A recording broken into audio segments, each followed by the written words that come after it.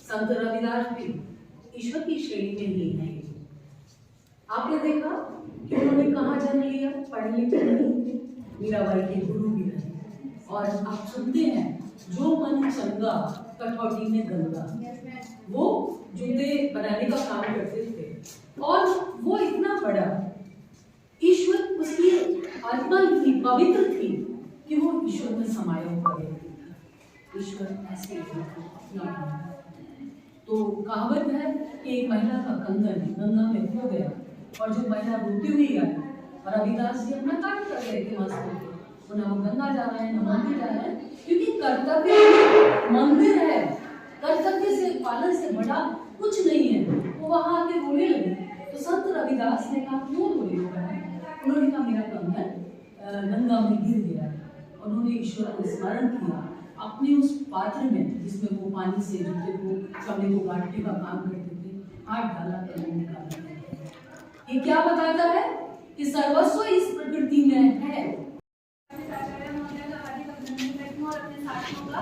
हमारा उत्साह प्रबल है और हम हमेशा तैयार है, क्योंकि ऐसे महान व्यक्तियां हमारे बीच में हुई हैं जिनका व्यक्तित्व तो हमारे लिए प्रेरक है। किसी भी जयंती, किसी भी समारोह का आयोजन इस उद्देश्य से ही किया जाता है कि आप उस व्यक्तित्व से प्रेरित होकर के अपने व्यक्तित्व का निर्माण करें। और आज संत रविदास का महान व्यक्तित्व जो अपने आप में बताता है कि जन्म से कोई व्यक्ति न तो उच्च होता है न निम्न होता है, बल्कि अपने कर्म से, अपने व्यक्तित्व से, अपने उद्देश्यपूर्ण जीवन को जी करके सार्थक बना करके वो सिद्ध कर देता है कि वो सर्वस्व है, वो सर्वोच्च है, वो सर्वमान्य है। आज यही है कि जीवन में उतारने के लिए संत रविदास के जितने भी मूल्य, जीवन मूल्य हमारे सामने है, वो आज भी अनुकरणीय है और हम सबको उसका अनुकरण करना चाहिए।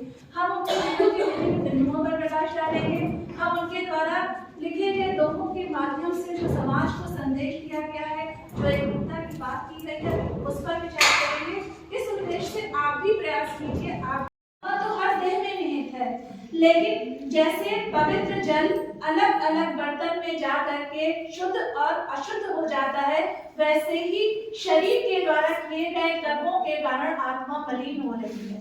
तो सबसे पहले अनिवार्य ये है कि शरीर को अपने आचरण से शुद्ध करिए, फिर आत्मा को भी शुद्ध कीजिए। ऊपर से रगड़ रगड़ के हम बहुत साफ सुथरे हो गए, अच्छे आचरण का प्रदर्शन करने लगे और भीतर मलिनता से भरे हुए हैं। एक बर्तन ऊपर से बहुत चमक रहा है और अंदर से बिल्कुल गंदा है, उसमें कोई गंदी सी चीज पड़ी हुई है, तो उस जल को आप शुद्ध नहीं मानेंगे।